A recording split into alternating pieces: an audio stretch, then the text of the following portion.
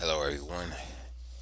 This is our final installment, at least for now, anyway, of Traps in the Sicilian. Then we'll be moving on to another opening.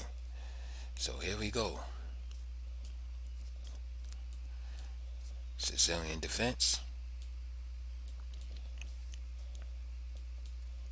G3, Knight C6, Bishop G2, Bishop G4, Castle, Knight D4 here.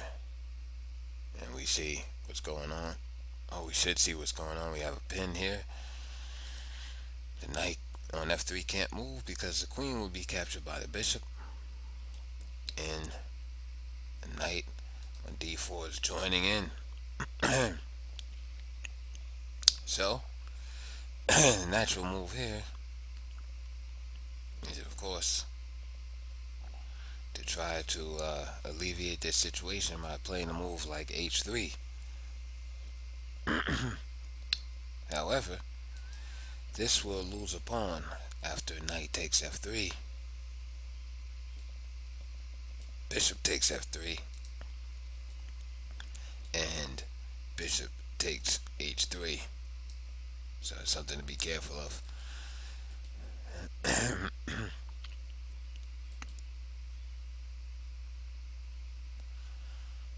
All right. Next one. e4, c5, knight f3, d6, bishop b5 for those quiet Sicilian players.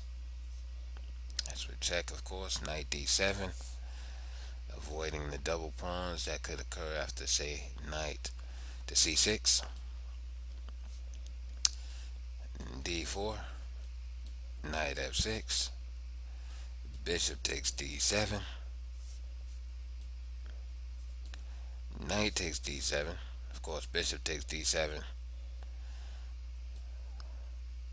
is what I prefer. It's probably better. Knight c3, e6, bishop g5, queen c7, castle,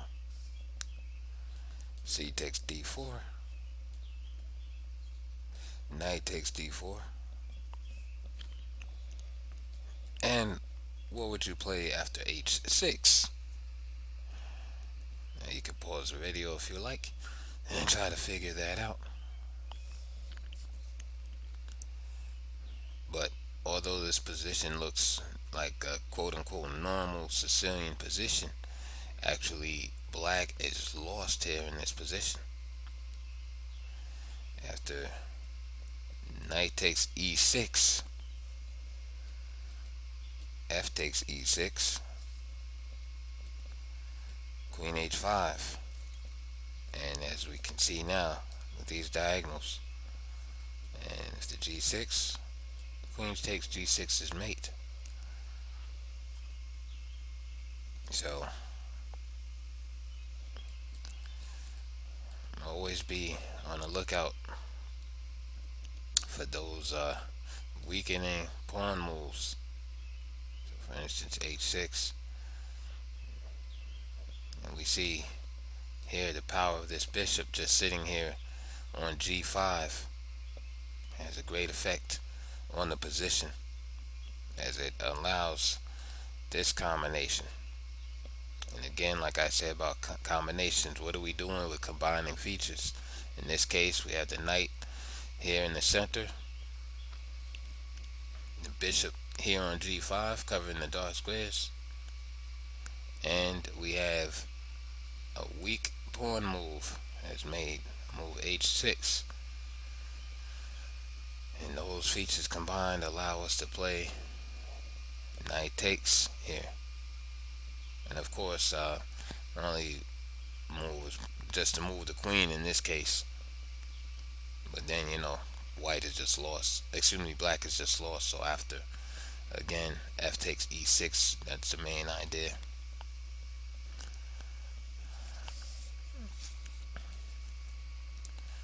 Okay, e4, d4, c5, knight f3, d6, c3. A little Alpine variation idea being to play d4, obtaining a full pawn duel on e4 and d4. Knight c6, d4. There it is. Now the question is, can white maintain the center? Bishop g4 pinning, and therefore putting additional pressure on the d4 square. So d5. Now black says, hey, I have this guy pinned already. I'll just play here, add more pressure. Now what would you do here? Now of course we know white can just play a move like bishop e2, but then the game will be even after knight takes f3, and maybe knight takes f3 and bishop takes f3 or something like that. Nothing to write home about. Have a position like that. So white is looking for a little bit more in the position. Again, like I said, when you see pawns on the same color, start looking for weakness. So we see all these pawns on the dark squares, therefore the light squares must be somewhat neglected. This bishop is over here neglecting these squares. So I will be looking for some type of activity in that area. And after knight takes e5, bishop takes d1, simply bishop b5 check, and black has to give up the queen and then some, just to save his king.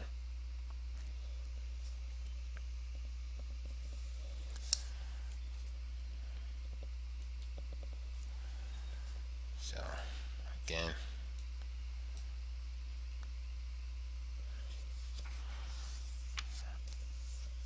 okay, the next one, e4, c5, knight f3, d6, d4, c takes d4, knight takes d4, knight f6, challenging the e4 pawn, knight c3, g6, bishop e3, and it looks like we're going into some type of dragon and Yugoslav attack. Now we all know, or most of us know, that the normal move is bishop g7, and then white play f3, etc. For instance, bishop g7, f3 to guard this square from invasion of these pieces here, and then also to play g4, h4, etc. Queen d2, castle queenside. It's a well-known idea in playing, but a very effective one. Now what if black says, hey, why not attack this bishop early? For instance, with knight g4. Well, the reason why it's not played that early is because of bishop b5 check. Now what? If knight c6, which is actually the best move, black is still lost, because knight takes, b takes, bishop takes, and then the rook is going to drop.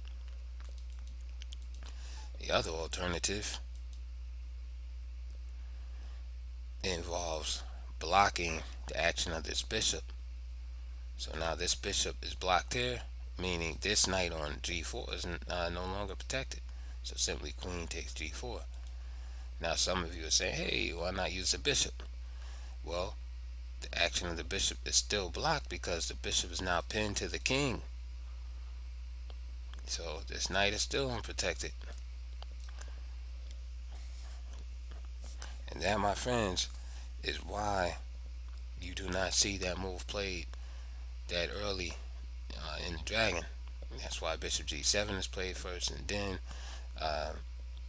f3 is played later. So if you see knight g4 played early in this variation, then you can play the check here again. Look how the light, after knight g4, again, notice how the light squares are inviting a check there. A6 has not been played as normal.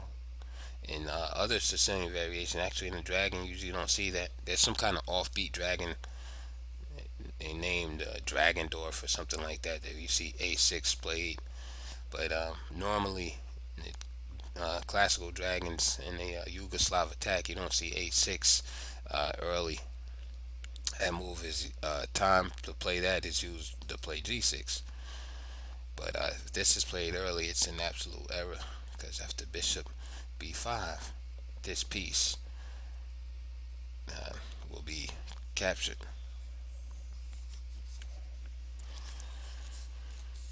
Alright, and here's our last one for now. c5, knight f3, d6, d4, c takes d4, knight takes d4, knight f6, knight c3, g6, bishop e3, bishop g7, bishop c4, all designed to stop move d5. And also remember, I said in our previous videos about putting pressure on the f2 square, and how normally in the Sicilian, the bishop here is not too effective because of the move e6.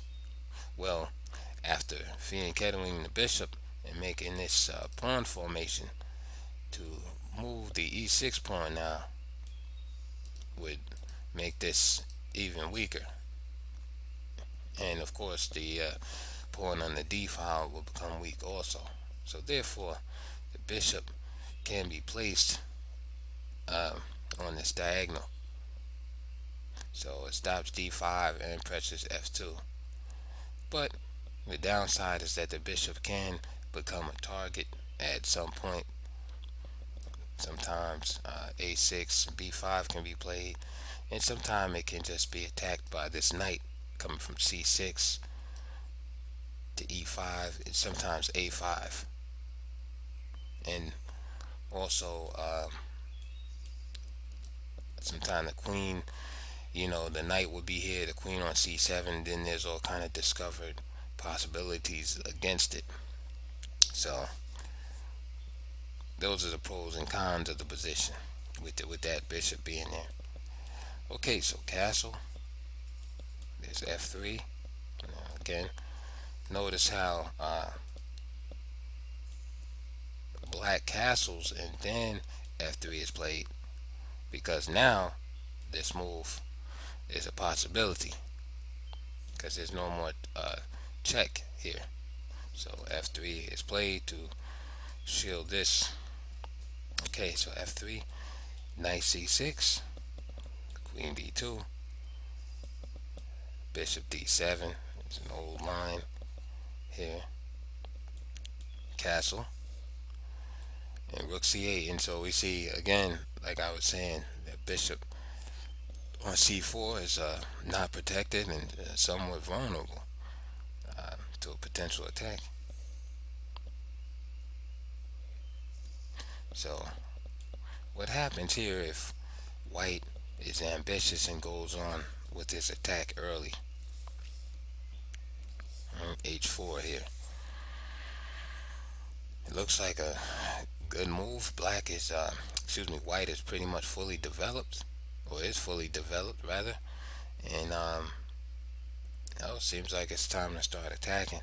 But that's what's great about the Sicilian, is that can be very sharp, and this is one of the sharpest lines. So if you want, you can take time and think about the position here. What would you do as black? Any opportunities? Well, you can pause the video and try to work it out. But after knight takes d4, remember what I was saying about this bishop.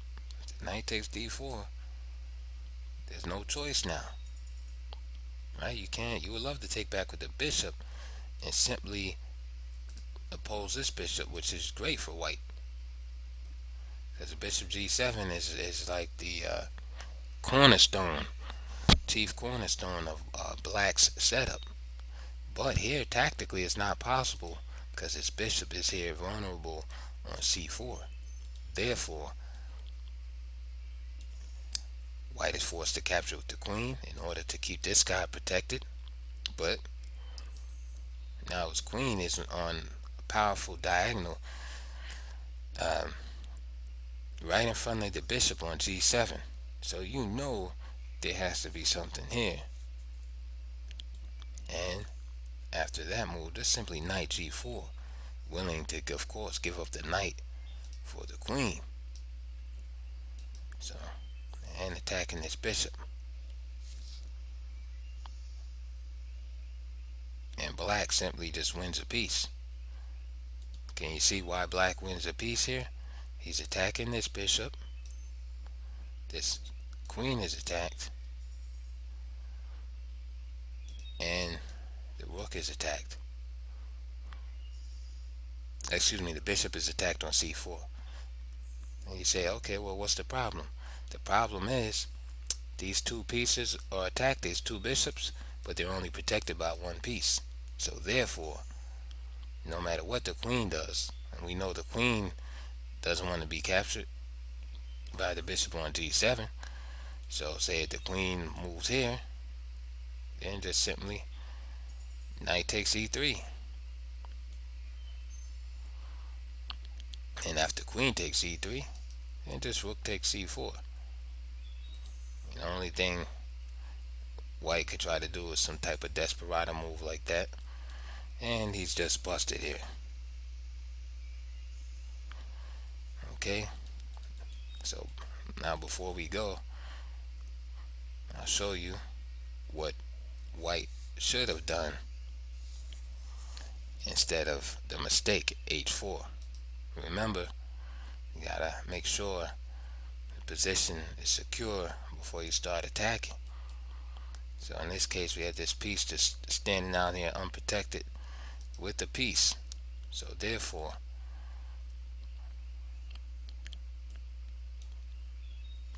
after rook c8, white can just simply play a move like bishop e3.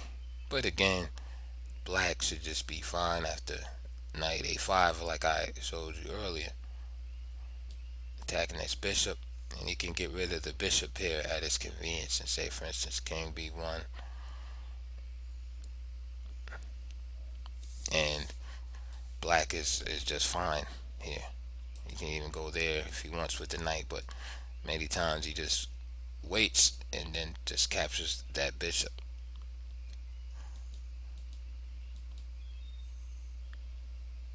Another move that's possible is knight takes c6 is also possible. And say for instance if rook takes c6, then bishop e3. And that way white at least preserves his bishop. So the knight, there's no knight to go to a5 and capture this bishop, so the bishop still stays in the game. And I like that a little bit better. Okay, so that's all for now. And the next time we come back, actually there's one more. Let's do it. This is the last one. Sorry about that. A little bonus. So e4, c5, knight f3, d6, d4, c takes d4, knight takes d4, knight f6, knight c3, a6, bishop g5, this is known as a knight off, knight bd7, and of course there's different moves that can be played there, e6, even queen c7 is played, all type of moves here. But here, knight bd7, bishop c4, again at that diagonal, again e6 is a nice alternative. But here at the bishop c4, black challenges with h6 here. And now the idea here from putting the bishop here is basically to get white to part with the bishop here without any compensation. In other words, no double pawns or anything after capturing here. This knight just simply captures. So the best move for white is probably just to retreat, because there's no reason to give up the bishop. Give up the bishop here at this point. And yes, white loses a little time in retreating, but the knight is gonna have to move again. So maybe he'll come here eventually, or maybe here. But he is gonna have to use that tempo also. So it's not like really black is gonna gain time there. And h6 might serve as a weakening um, factor in the position later, as it provides a hook right here for, maybe later g4, g5, something like that. So it's double-edged. Gains time right now, but he might be hurt by it later. So after h6, though, white played simply bishop takes. Now the correct move here is just simply just knight takes f6, and black is gaining the bishop here, which is good. And when I mean a bishop here, I mean he has two bishops, and white only has a bishop and knight. As the game opens up, the bishop pair becomes more effective. But instead, in this game, black chose to try to get fancy and play g takes f6. And you see this in a lot of Sicilians. Sometimes it's good, sometimes it's not. And the idea of this is to create maybe some kind of litter where the king could stay in the middle. Uh, plays rook here to g8, tack down to g5 in case white castles over there, and play moves like b5, bishop b7, rook c8, queen over, and then the knight will come to c5 or e5, and the king will basically hang out in the middle behind this shield of pawns. And you'll see that in a lot of lines of the Sicilian. But here, g takes f6. Here, there's a problem here. One, again, this diagonal. And you see all these light squares that's available. And after bishop takes f7 check, the main idea is simply king takes f7, queen h5 check, right? This square is blocked off, and this is blocked off, right? So there's only two more places. So let's say king g8, queen g6, bishop g7, knight e6, and what is black to do? Well, there's nothing that he can do. That's the last chance, is this rook h7, but then he drops the queen. So that's the main idea. So be careful leaving your king in the middle. And again, anytime bishop is on c4, be very careful of this square in the Sicilian, these light squares. And it's usually good to get rid of this bishop on c4 if you can. And if you can't get rid of him, block him with e6. So, alright guys, that was it for today. And next time we come back, we will be looking at traps in Alakan's defense. Alright, I hope you like that. Please subscribe and like, and help me build this channel up and support it. Alright, so I'll be seeing you guys on the next one.